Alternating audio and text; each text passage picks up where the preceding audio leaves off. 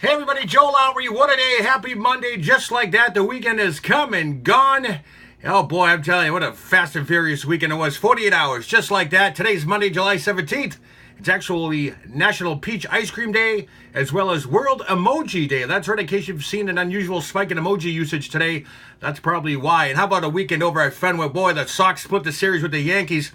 After the marathon game at Fenway on Saturday, the Sox and Yanks turned around in less than 12 hours and played a doubleheader. The only real highlight of yesterday was the dramatic catch made by Jackie Bradley Jr., robbing Aaron Judge of a 420-foot home run. Very impressive indeed. The Red Sox climbed out of the weekend, still leading the AL East by 3 games over the Rays. The Blue Jays are in town for 4 games, and also the Red Sox have officially filed a protest over the base running and slide of outfield Matt Holliday in Saturday's game. It's not the play that cost the Red Sox the game. However, the Red Sox are pursuing a protest in attempts to make sure that it does not happen again. Manager John Farrell was quoted today saying he firmly believes there was some type of interference on that play, and he hopes that the protest will shed some light on future instances of this kind of play not happening again. Just another wild weekend Red Sox series, I tell you, folks. Well, news out of Hollywood this weekend as Martin Landau passed away at the age of 89. Best known for his role as Mission Impossible, the actor went on to win an Oscar in the movie Ed Wood. That's right, I remember him in that. And also The Night of the Living Dead, as well as Dawn of the Dead, the zombie movie creator. That's right, George Romero died at the age of 77. You know, and as they do say, it only comes in threes, so I wonder who's next. Oh boy, I tell you. Well, winter has arrived, believe it or not. Last night on HBO's award-winning drama Game of Thrones season premiere. I'm not going to give away any spoilers in case you DVR'd it, but I do believe a cameo by musician Ed Sheeran took place that made for a pleasant surprise, but definitely this is the last season of Game of Thrones. And call this one Aurora Boring Nothing. Not sure if you heard last night, we were supposed to have a hell of a light show last night, but after all the hype, the Northern Lights sighting in New England Sunday just didn't pan out. It was a bit of a huge letdown.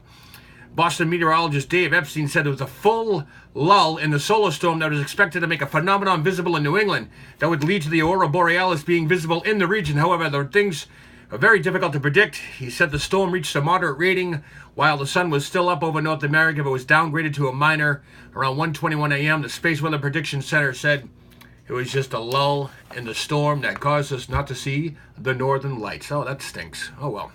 Not that I was up anyways. Well, we have some Patriots news, kinda anyways. Sources say that Roger Goodell and his relationship with Patriots owner Rob Kraft was never strained by the Deflategate. But there is some fallout coming with this, and this all stems from Matt Patricia, the defensive coordinator, as he was coming home from Super Bowl victory there last February. Remember that? He wore that T-shirt with the red clown nose on Goodell's face.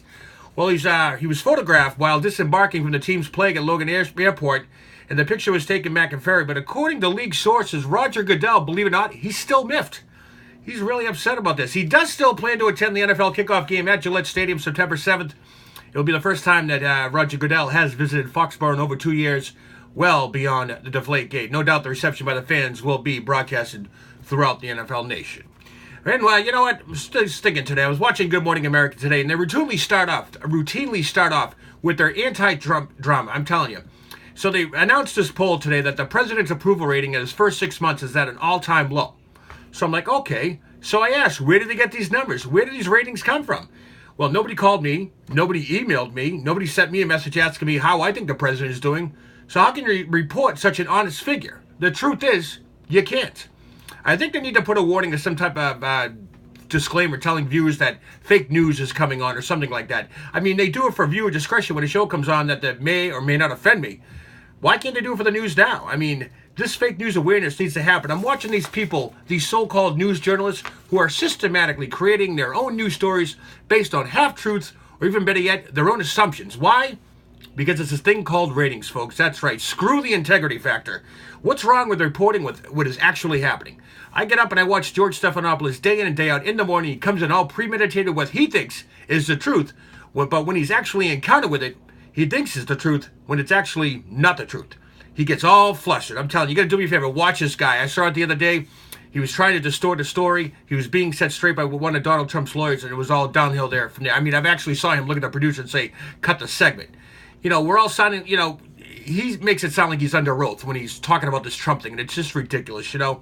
If I want to watch ESPN and get a score of a ball game, you can't lie about that. But if you watch the news nowadays and you won't get the score, you'll get the outcome of what they think generates ratings and excitement. Is this what the world has come to? Ratings, all this stuff? Think about it, folks. Listen to the news the next time and you tell me, are they reporting the truth or are they reporting what you think they want you to hear? It's true. I'm telling you. Speaking about it's true, it's true. You got to catch Raw tonight. If you're not a wrestling fan, I do believe you should tune in. It's a soap opera, which is what they call those Who Shot JR type things, but this one's more on the romantic side. Kurt Angle, the Raw GM, has been taking these text messages throughout the last couple of episodes, and his last text or phone call coming in on WWE Raw last week was, I love you, come on the show, we'll tell the world together. This has all the hypes of something major. Rumor has it there's a relationship with him and Stephanie McMahon, as well as his former boss over at TNA, Dixie Carter. Needless to say, check it out. WWE Raw comes to you live on the USA Network at 8 o'clock. And finally tonight, Paul Pierce. Yep, he retired as a Celtic today, number 34. Held a news conference. He held up that jersey so he could retire as a Celtic. Paul Pierce, one of the greats. I remember meeting him when he came out of Kansas. I was over working at Tufts. He was coming in for his physical, and he was a great, great guy back then. And don't forget, folks, North Quincy High Class of 87 30-year reunion this coming November 24th, Friday night, 7 to 11, Thanksgiving Day weekend. Tickets are on sale now. Visit the North Quincy High School 87 Facebook page. If you need further information, message me. It's lots of fun. Trivia, all that stuff. We got it. You name it, we'll have it.